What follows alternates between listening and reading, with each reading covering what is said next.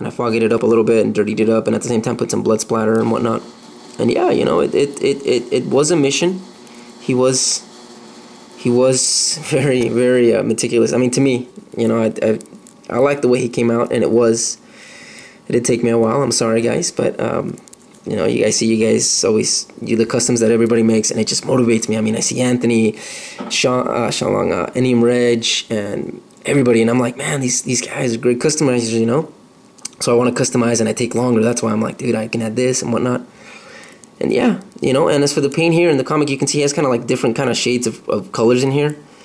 And I liked it. It kind of looks kind of Renaissance kind of look, you know.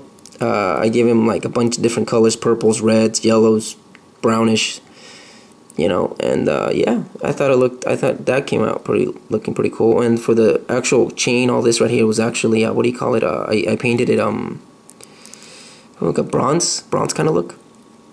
And yeah, you know, I mean, I like the way he came out. He does look demonic, as always. I like my figures demonic, or just menacing. And he has his whole range of motion, articulation, and everything. Everything is still there.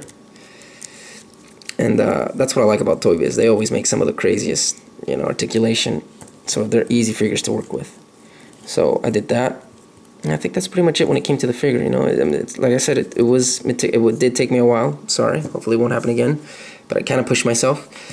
As for his accessories, the helmet, I did use the original helmet from the raw figure that it came with.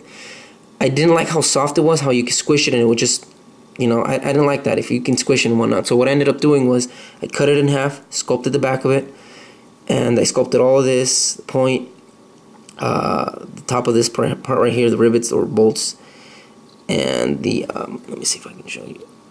The right here I kind of gave him kind of like a battle damage, like acid or something went through him or something in his mask, you know, and I gave him the whole scar in the eye.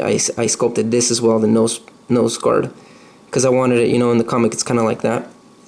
I ended up sculpting these as well and sharpening them as best I could just to try to give it that look. And yeah, you know, dirtied it up and everything. Same process as the other, and you can see as his helmet is removable. You can still see his eyes in there. You know, fucking the abyss. But yeah, you know, that was that. That goes for his helmet, his accessory, removable helmet. Oop, doesn't want to stand. Another accessory that I had is a chopped off head here, and this was a what do you call it? A Medusa head from God of War figure. And I ended up cutting off the snakes and the hand that was attached to it. When it came off, it took off the eyes. And when I looked at it, I was like, sweet, you know, it looks like his eyes, you know, somebody gouged out his eyes. And yeah, made it extra bloody, made it dark in there, some bone in there.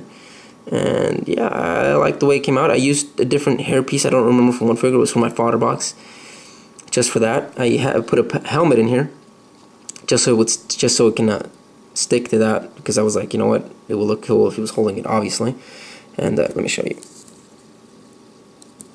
Oh, doesn't want to stick. There you go. There you go.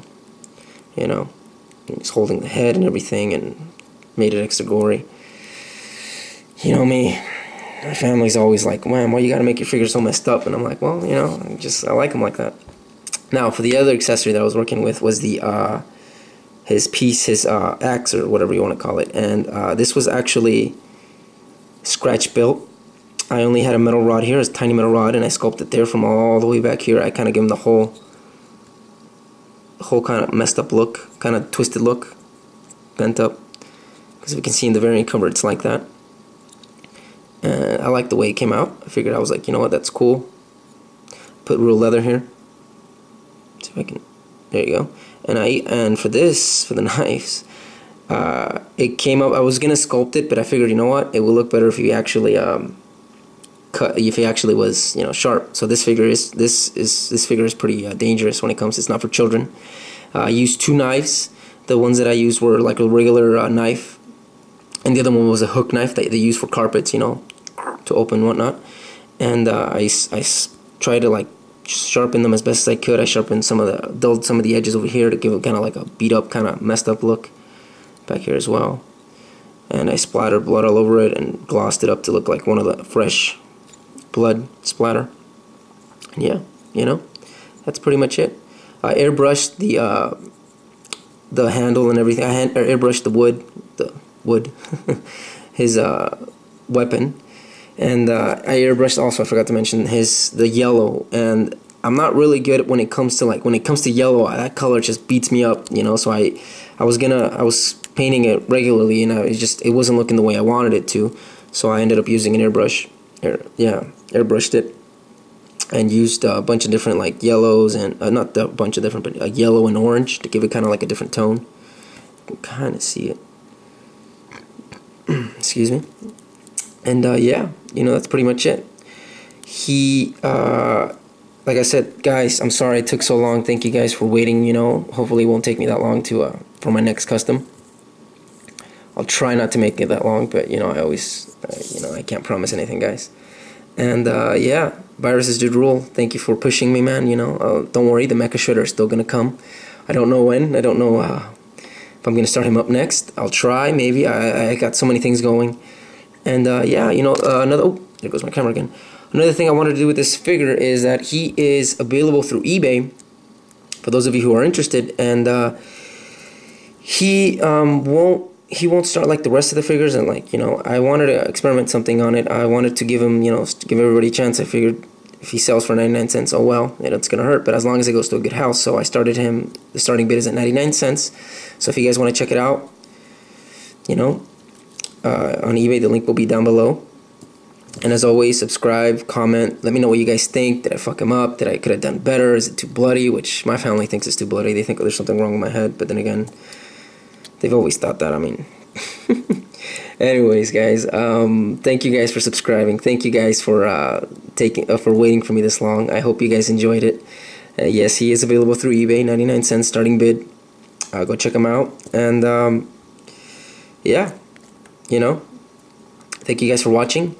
This is Death Limbo, as always, saying customize as much as you possibly can, even when you think you're gonna lose it, even when you think that you messed up and it's over.